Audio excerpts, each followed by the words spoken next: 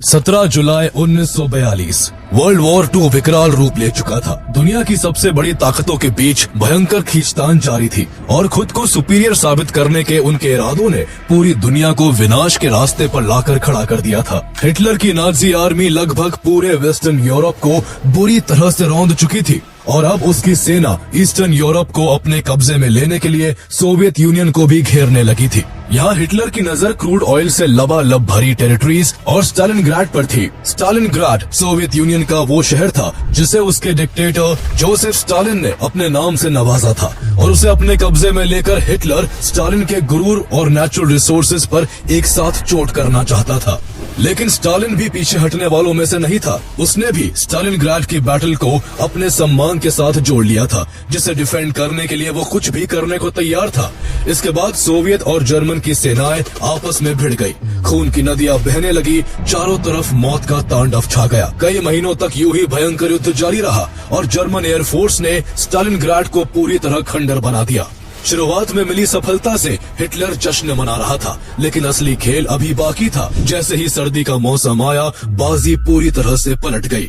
मानव शरीर को जमा देने वाली ठंड नाजी के ताबूत में आखिरी कील साबित होने वाली थी। स्टालिन ने सर्दी का फायदा उठाया, अपनी सेना को इकट्ठा किया और पूरी ताकत के साथ नाजी आर्मी को कुचलने लगा।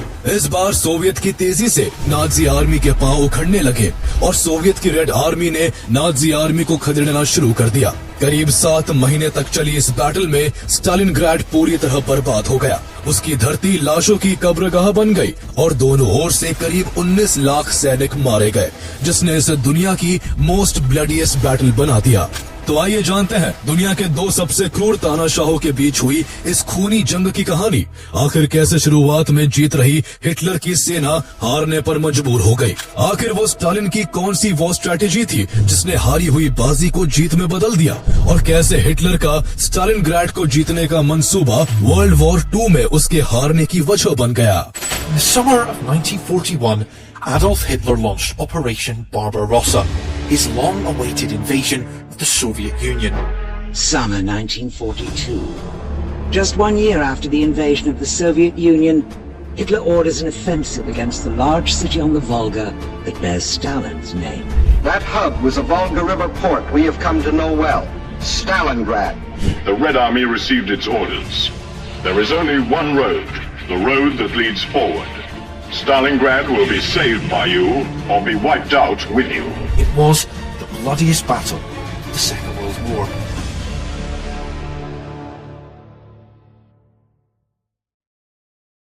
वर्ल्ड वॉर 1 खत्म होने के बाद जर्मनी को अलाइड पावर ने वॉर गिल्ट घोषित करते हुए ट्रीटी ऑफ वर्साई के जरिए उसे टुकड़ों में बांट दिया था।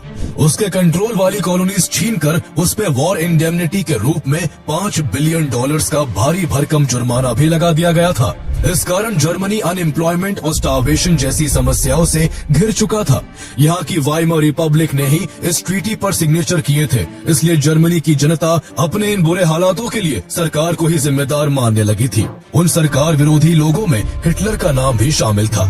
हिटलर वर्ल्ड वॉर 1 में जर्मन आर्मी का सोल्जर था, जिसने दुश्मन की गोलाबारी के बीच इम्पोर्टेंट मैसेजेस को अपनी सेना तक पहुँचाने का जोखिम भरा काम किया था। इस दौरान वो एक बार बुरी तरह से घायल भी हुआ था। उसकी बहादुरी और देशभक्ति के किस्से पूरे जर्मनी में फैले हुए थे और उसकी ब्रेवरी को सल्यूट करते हुए आयरन क्रॉस देकर उसका ऑनर भी किया गया था। आगे चलकर उसने आर्मी छोड़ दी और 1919 में जर्मन वर्कर्स पार्टी ज्वाइन की, जिसे उसने बाद में अपनी आइडियोलॉजी के अनुसार नाजी पार्टी में कन्वर्ट कर जर्मनी की सत्ता तक पहुँचने का एक जरिया बना लिया।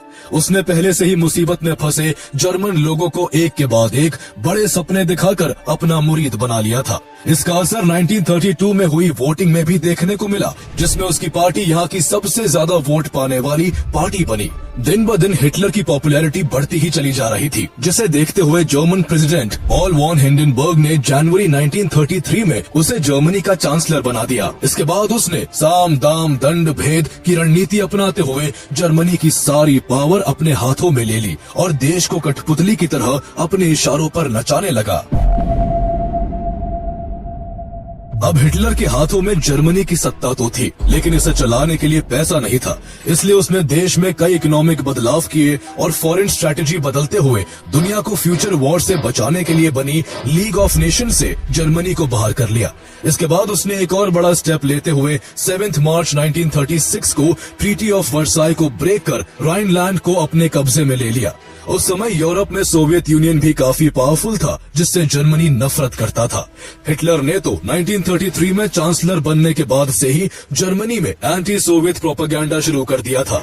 जर्मनी की सत्ता अपने हाथों में लेने के बाद उसने एंटी सोवियत अप्रोच को और भी फैलाया। सोवियत को जापान और इटली भी अपने लिए एक बड़ा खतरा मानते थे, इसलिए जर्मनी ने पहले जापान और फिर इटली के साथ एंटी कॉमिंटर्न पैक्ट साइन किया, जिसका मकसद सोवियत यूनियन समेत सभी कम्युनिस्ट ताकतों को कमजोर करना था।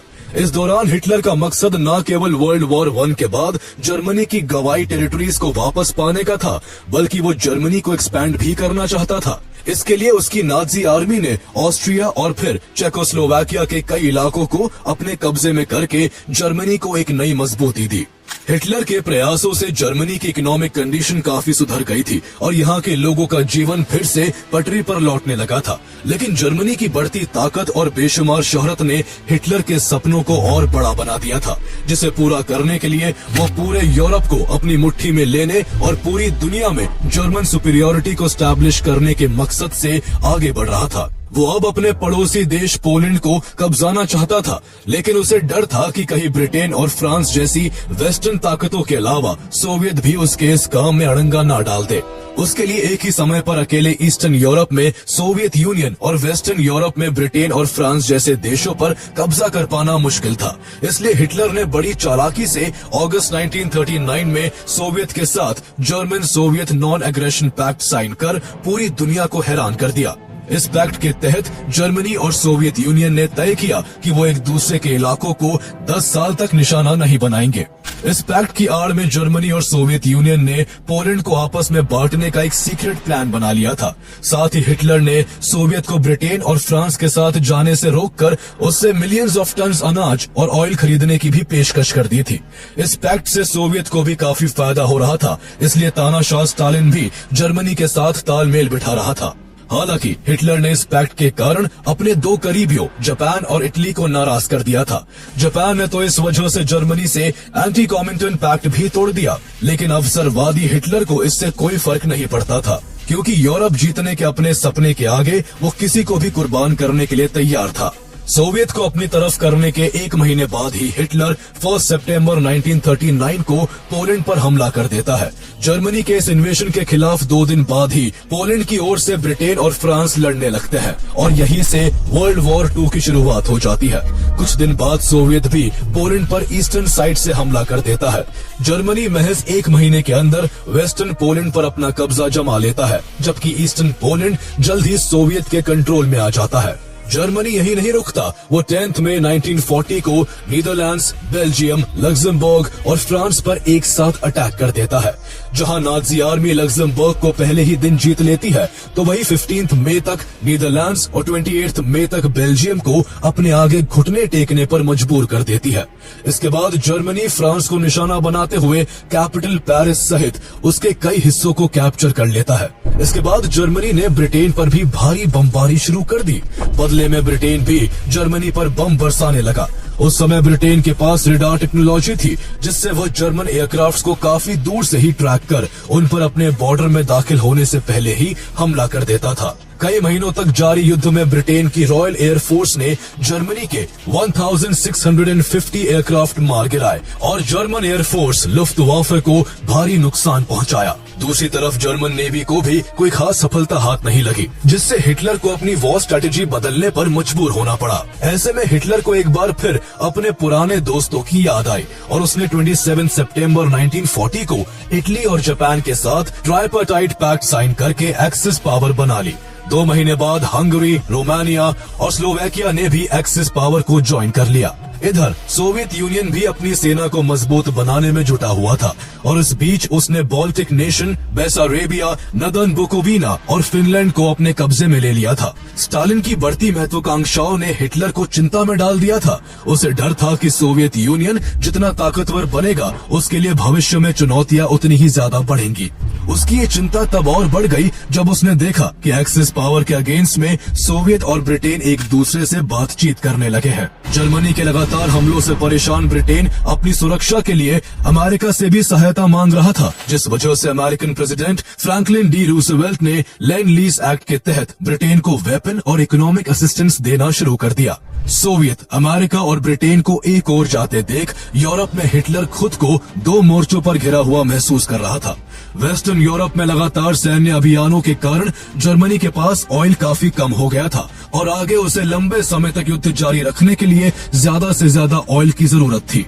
सोवियत यूनियन ने नॉन एग्रेशन पैक्ट के बाद जर्मनी को कुछ रिसोर्सेज देकर मदद तो की थी, लेकिन अब हालात ऐसे थे कि उसे आगे सोवियत से ऑयल मिलने का भरोसा तो खत्म हो ही चुका था। साथ ही उसे ये भी लगता था कि सोवियत यूनियन किसी भी पल उसके अगेंस्ट में ब्रिटेन के साथ मिल सकता है। जब से सोवियत यूनियन की आर्मी बाल्टिक स्टेट्स, बेसारेबिया और नदर्न बुकोविना पर कब्जा कर रोमेनियन ऑयल फील्ड्स के नजदीक पहुंची थी, जिस पर जर्मनी काफी डिपेंडेंट था, तब से हिटलर को स्टालिन की मंशाओं पर और भी ज्यादा शंका होने लगी थी। अब उसे लगने लगा था कि वो सोवियत यूनियन से निपटने के लिए वेस्टर्न यूरोप की पूरी जीत का इंतजार नहीं कर सकता। हिटलर शुरू से ही सोवियत संघ को अपने सबसे बड़े दुश्मन के रूप में देखता था। वो सोवियत यूनियन के लोगों पर अपनी रेशियल एंड आइडियोलॉजिकल सुपीरियरिटी का दावा करता था। यही बात उसने अपनी आर्मी और अपने देश की जनता के बीच आम कर रखी थी कि जर्मन लोग बाकी सभ्यताओं से ऊपर है और उनके पास पूरे यूरोप पर शासन करने का अधिकार है। हिटलर हमेशा से चाहता था कि जर्मनी अपने ईस्ट की तरफ एक्सपैंड करे ताकि उसके लोगों के लिए रहने की ज्यादा जगह हो सके। इसके अलावा सोवियत के कॉकेशस क्षेत्र में भारी मात्रा में मौजूद ऑयल रिजर्व्स पर भी हिटलर लंबे समय से नजर गड़ाए बैठा था। इस ऑयल रिजर्व को हथिया कर वो न केवल उसे अपनी सेना के लिए इस्तेमाल कर सकता था, बल्कि ऐसा होने से सोवियत को भी काफी नुकसान पहुंचता। हिटलर ने इन सभी वजहों को देखते हुए जून 1941 में नॉन एग्रेशन पैक्ट को तोड़ दिया और सोवियत यूनियन के खिलाफ ऑपरेशन बारबरोसा शुरू कर दिया। सोवियत को कब्जाने के लिए हिटलर अपनी आर्मी को 3 हिस्सों में बांटकर 3 मोर्चों पर लड़ने की स्ट्रेटेजी बनाता है। इस तरह उसकी सेना army group north, army group centre और आर्मी ग्रुप साउथ में बट जाती है। आर्मी ग्रुप नॉर्थ लेनिनग्राड की तरफ, आर्मी ग्रुप सेंटर मॉस्को की तरफ और army group south Ukraine and Caucasus की ओर कूच करने वाला था। हिटलर ने अपनी सेना को सबसे पहले नॉर्थ सोवियत स्टेट्स पर कब्जा जमाने का आदेश दिया ताकि सोवियत की रेड आर्मी का पूरा ध्यान नॉर्थ की ओर लग जाए और वो आसानी से नेचुरल रिसोर्सेज से भरपूर सोवियत के साउथ पर कब्जा कर सके। इन सब में जर्मनी को रोमेनिया और फिनलैंड की आर्मी का भी साथ मिलता है। इसके बाद जर्मनी का आर्मी ग्रुप नॉर्थ सोवियत पर नॉर्थ की ओर से हमला कर देता है। आर्मी ग्रुप नॉर्थ सबसे पहले बाल्टिक स्टेट्स पर कब्जा जमाते हुए आगे बढ़ता है और कुछ ही दिनों में फिनलैंड की आर्मी की मदद से नॉर्थ सोवियत को लगभग रौंदते हुए लेनिनग्राड सहित सोवियत यूनियन के कई शहरों को घेर लेता है। इस दौरान नाजी आर्मी ब्लिट्जक्रीग की रणनीति अपना रही थी। इस वॉरफेयर टैक्टिक के जरिए नाजी आर्मी बिजली की रफ्तार से दुश्मन पर सरप्राइज अटैक करती थी, जिससे दुश्मन की सेनाओं को संभलने का मौका तक नहीं मिलता था। इसी स्ट्रेटेजी के तहत नाजी आर्मी केवल 6 हफ्तों में फ्रांस सहित कई वेस्टर्न यूरोप कंट्रीज को धूल चटा चुकी थी, इसलिए उसे अपनी स्ट्रेटेजी पर पूरा भरोसा था। इसी ब्लिट्जक्रीग स्ट्रेटेजी के जरिए आर्मी ग्रुप नॉर्थ के बाद आर्मी ग्रुप साउथ पोलैंड की ओर से सोवियत के यूक्रेन पर अटैक करता है और कुछ ही दिनों के अंदर कीव, खारकोव और क्रीमिया को कैप्चर कर लेता है। जर्मन अब तक सोवियत में 650 किलोमीटर तक अंदर घुस चुके थे और यहाँ से कैपिटल मॉस्को मात्र 320 किलोमीटर की दूरी पर रह गया था। आर्मी ग्रुप सेंटर स्मोलेंस्क को अपने कब्जे में लेकर 2 अक्टूबर को मॉस्को को जीतने के इरादे से आगे बढ़ने लगता है। लगातार मिल रही जीत से हिटलर को लग रहा था कि वो जल्द ही मॉस्को पर कब्जा कर लेगा, लेकिन स्टालिन ने इस युद्ध को लेकर कुछ अलग तरह की प्लानिंग कर रखी थी।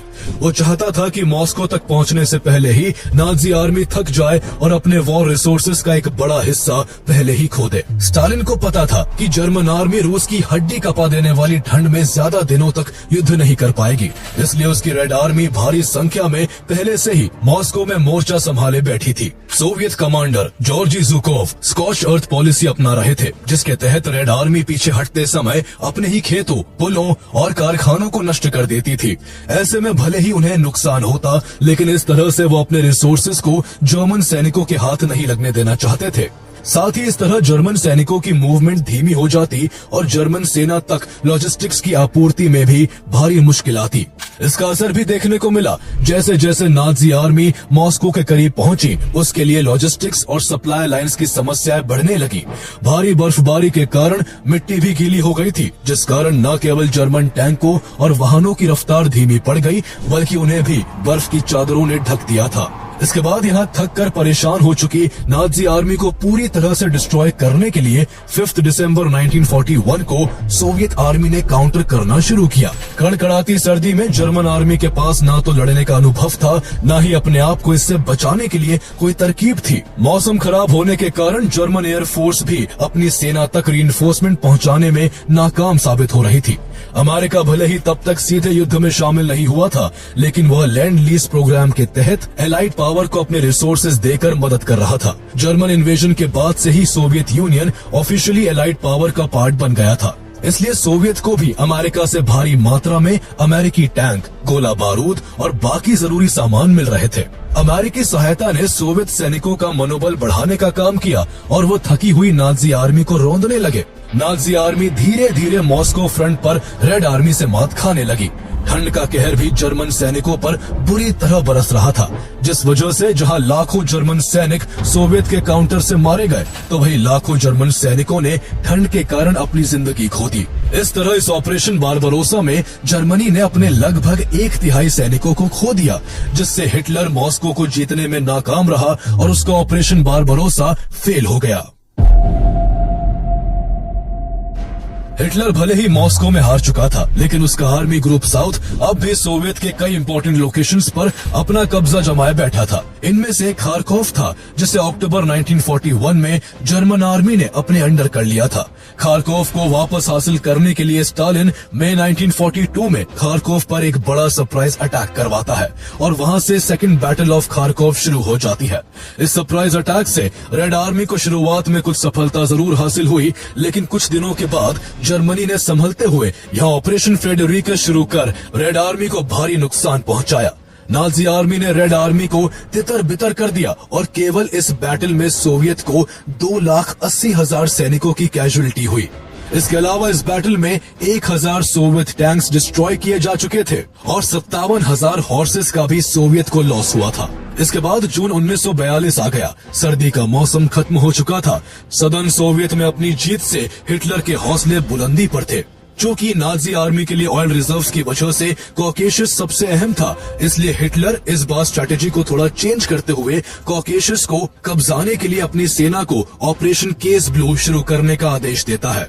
28 जून 1942 को ऑपरेशन शुरू हुआ और शुरुआती दिनों में जर्मन सेना ने कुछ जीत भी दर्ज की, लेकिन 9 जुलाई को हिटलर ने अचानक योजना में बदलाव कर दिया। अब उसने स्टालिनग्राड और कॉकेशस दोनों को एक साथ कब्जाने का आदेश दिया। स्टालिनग्राड वोल्गा नदी के किनारे करीब 50 किलोमीटर में फैला हुआ सोवियत का एक प्रमुख इंडस्ट्रियल सिटी था, जो सोवियत के लिए रणनीतिक रूप से बेहद इम्पोर्टेंट था। यहाँ बड़ी बड़ी फैक्ट्रीज मौजूद थी, जहाँ युद्ध में इस्तेमाल होने वाले आर्मामेंट्स प्रोड्यूस किए जाते थे। इस जगह की इम्पोर्टेंस को देखते हुए ही स्टालिन ने इसका नाम अपने नाम पर स्टालिनग्राड रखा था। यदि हिटलर इस शहर और वोल्गा नदी पर कब्जा कर लेता, तो सोवियत के अन्य हिस्सों से सदर्न रीजन का कनेक्शन ब्रेक हो जाता और तेल से भरपूर इलाके जर्मन के कंट्रोल में आ जाते। हिटलर को यकीन था कि यदि नाजी आर्मी स्टालिनग्राड को अपने कब्जे में ले लेती है, तो रेड आर्मी का मनोबल काफी गिर जाएगा। ये हिटलर के लिए पर्सनल एंड प्रोपेगेंडा विक्ट्री भी होती, जिसके बाद वह सदर्न सोवियत को आसानी से जीतने में कामयाब हो जाता। इस वजह से 9 जुलाई को हिटलर ने आर्मी ग्रुप साउथ को 2 हिस्सों में बांटकर स्टालिनग्राड और कॉकेशस पर एक साथ हमला करने का आदेश दिया। हिटलर की इस योजना से उसके ही कई कमांडर खुश नहीं थे। उनके हिसाब से 1 टारगेट एट अ टाइम वाली स्ट्रेटेजी से जर्मन आर्मी को मैक्सिमम फायदा होता, लेकिन हिटलर की डिक्टेटोरियल टेंडेंसीज में किसी भी डिफरेंट ओपिनियन की जगह नहीं थी। हिटलर को जल्द से जल्द जंग जीतनी थी, इसलिए उसके आदेश का पालन करते हुए नाजी आर्मी को 2 हिस्सों आर्मी ग्रुप ए और आर्मी ग्रुप बी में बांट दिया गया। Army group A field marshal Wilhelm List के नेतृत्व में कॉकेशस की ओर बढ़ने लगा, जबकि army group B field marshal Maximilian von Weichs के नेतृत्व में स्टालिनग्राड की ओर निकल पड़ा। ग्रुप बी में जर्मनी की 4th पैंजर आर्मी और 6th आर्मी थी। 3,30,000 सोल्जर्स की 6th army general Frederick polish के नेतृत्व में स्टालिनग्राड की ओर बढ़ रही थी। कॉकेशस की ओर गई आर्मी ग्रुप ए को शुरुआती सफलता मिलने लगी थी।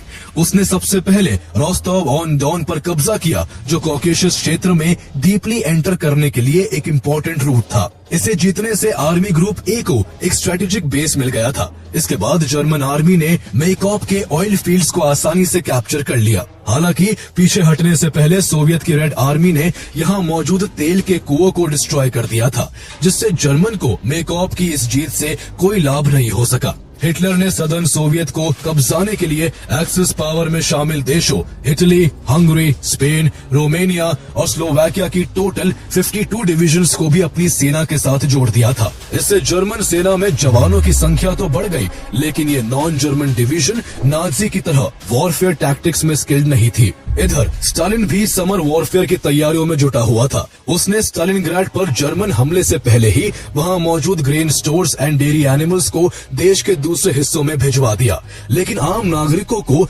स्टालिनग्राड में ही रहने का आदेश दिया। उसका सख्त ऑर्डर था कि कोई भी सिविलियन शहर छोड़कर ना भागे और हर कोई जर्मन सेना के खिलाफ अपने देश की सेना की मदद करे। इस दौरान स्टालिन ने महिलाओं और बच्चों को भी नहीं बख्शा और उनसे जर्मन आर्मी और उसके टैंक्स की स्पीड को कम करने के लिए ट्रेंचेस खुदवाई। स्टालिन ने जर्मनी को सोवियत की ओर ऑफेंसिव होता देख 3 विशेष female flying units, 586 fighter regiment, 587 heavy bomber regiment और 588 नाइट बॉम्बर रेजिमेंट बनाई थी, जिनमें से 588th नाइट बॉम्बर रेजिमेंट सबसे दमदार थी। साथ ही एक महिला टैंक क्रू भी था, जो अपने टैंकों से जर्मन सेना के खिलाफ जमीनी युद्ध में भाग लेने वाला था। इसके अलावा स्टालिन ने पुरुषों को बड़ी संख्या में आर्मी में भर्ती कराया और ऑर्डर नंबर 227 जारी किया, जिसमें नॉट वन स्टेप बैक का कड़ा आदेश था। इस आदेश के तहत यदि रेड आर्मी का कोई भी सैनिक युद्ध छोड़कर भागने की कोशिश करता तो उसे उनके ही साथी द्वारा गोली मारने का निर्देश था। जिस तरह हिटलर स्टालिनग्राड को कब्जाने के लिए बेताब था, उसी तरह स्टालिन भी इसे डिफेंड करने के लिए कुछ भी करने को तैयार था।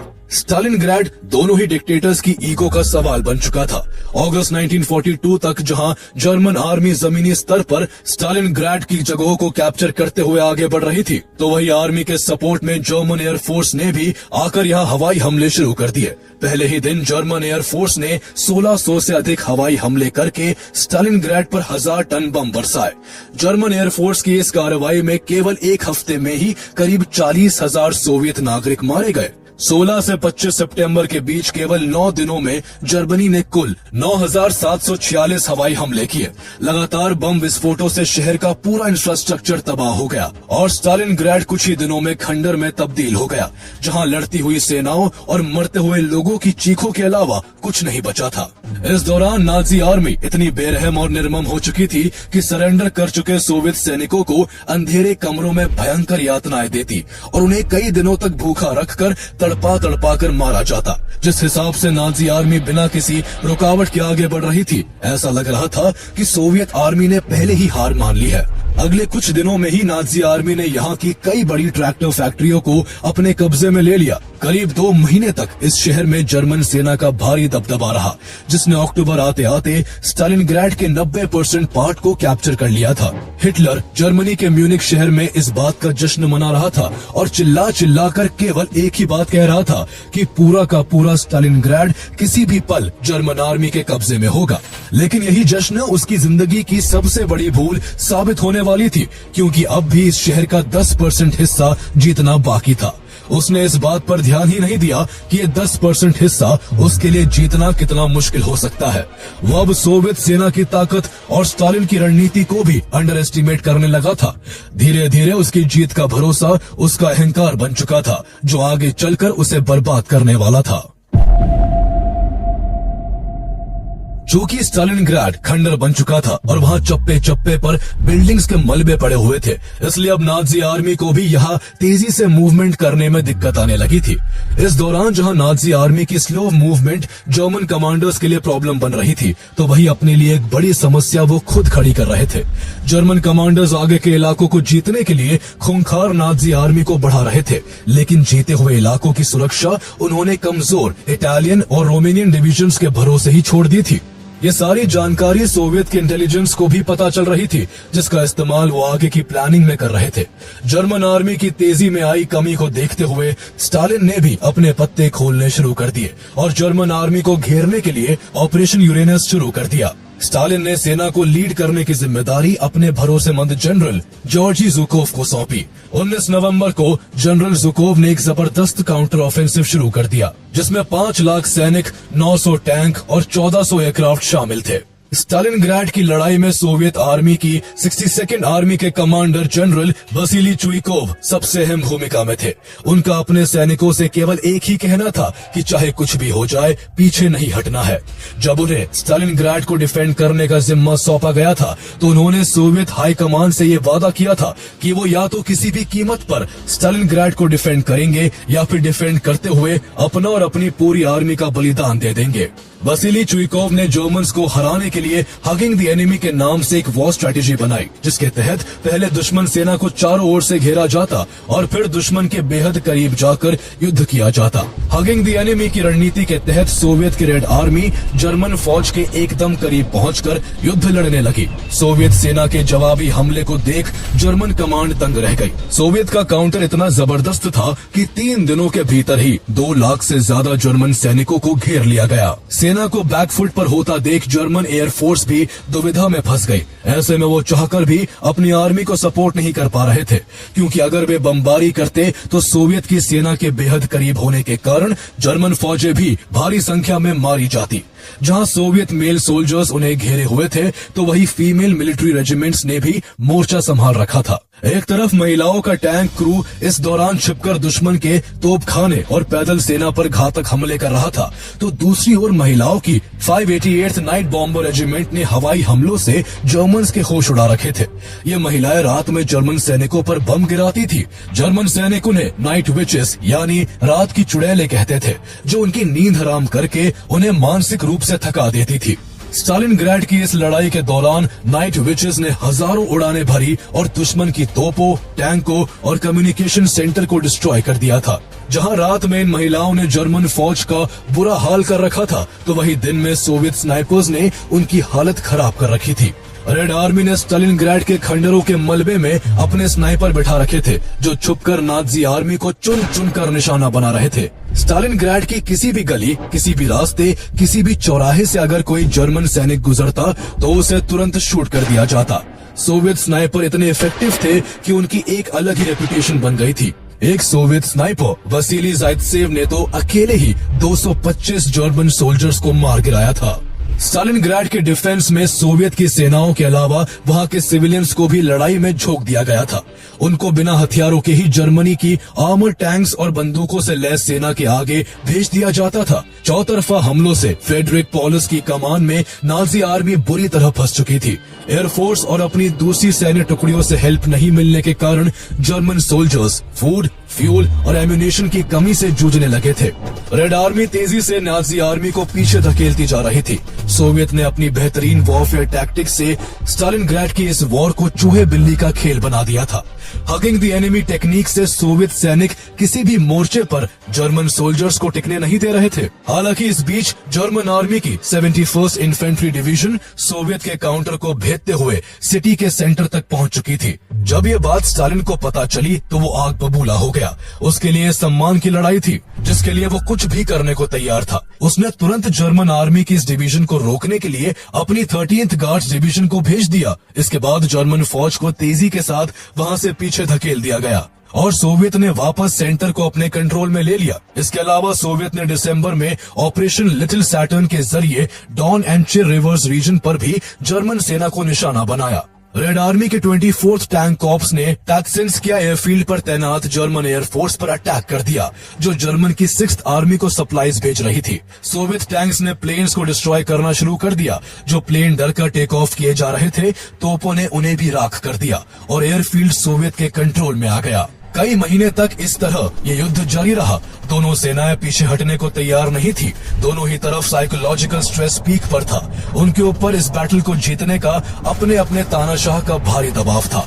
लगभग 13,000 सोवियत सैनिकों को उनकी सेना के लोगों ने ही मार दिया था, क्योंकि वो या तो भाग रहे थे या भागने की कोशिश कर रहे थे, या फिर उन्होंने सैनिकों को भागते हुए या भागने की बात करते देखा था, लेकिन कमांडर्स को रिपोर्ट नहीं किया था। वही जर्मनी के सैनिकों की हालत बद से बदतर होने की कगार पर पहुंच चुकी थी। इस बैटल को शुरू करने से पहले उनके कमांडर्स का अनुमान था कि वो 1 से 1.5 महीने के अंदर स्टालिनग्राड को जीत लेंगे, जबकि उन्हें यहाँ कई महीने हो चुके थे और जीत के बजाय उनका हर हमला नाकाम हो रहा था। जनवरी का महीना आ चुका था और स्टालिनग्राड में भारी बर्फबारी शुरू हो चुकी थी। तापमान -30 डिग्री सेल्सियस के करीब पहुंच चुका था। इतनी ठंड में जर्मन, इटालियन और रोमेनियन सोल्जर्स के पास ना तो लड़ने का कभी अनुभव था और न ही ठंड से खुद को बचाने के लिए गर्म कपड़े थे। इन सेनाओं के पास पहले से रिजर्व फ्यूल और फूड खत्म होने को था, इसलिए उनकी भूख के मारे जान निकल रही थी। फ्रेडरिक पॉलस हिटलर से कई बार रीइंफोर्समेंट और फूड की डिमांड कर चुके थे, लेकिन उन्हें केवल भरोसे के अलावा कुछ भी नहीं मिल रहा था। इससे जर्मन सोल्जर्स का हौसला टूटने लगा था और वो अपना विश्वास खोकर एक बड़ी हार की कगार पर खड़े थे। कभी रेड आर्मी को कैप्चर करने वाली नाजी आर्मी अब खुद बंदी बनाई जाने लगी थी। कार्रवाई के दौरान रेड आर्मी को कई बिल्डिंग्स में उनके मरे हुए साथी दिखे, जिन्हें बंदी बनाकर बुरी तरह से टॉर्चर किया गया था।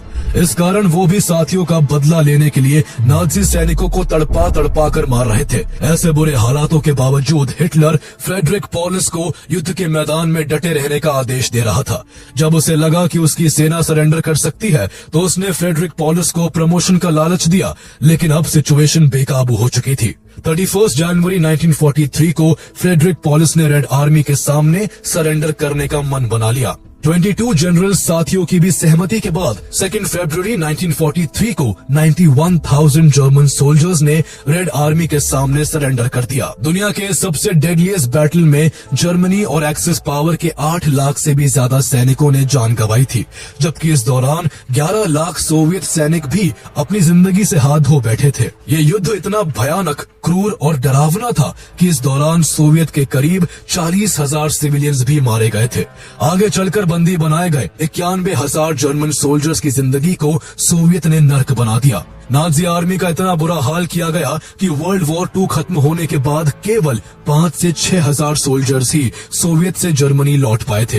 ये जंग हिटलर की जिंदगी की सबसे बड़ी गलती साबित हुई थी। सोवियत को जीतने के सपने ने उसे कहीं का नहीं छोड़ा था। अगर हिटलर स्टालिनग्राड पर अटैक ना करता, तो शायद वर्ल्ड वॉर 2 के परिणाम कुछ अलग ही होते और शायद हिटलर वर्ल्ड वॉर 2 जीत जाता। वर्ल्ड वॉर 2 और rise of Hitler and Nazism की पूरी कहानी आप हमारी पिछली वीडियोस में देख सकते हैं। दोनों का लिंक आपको डिस्क्रिप्शन में मिल जाएगा।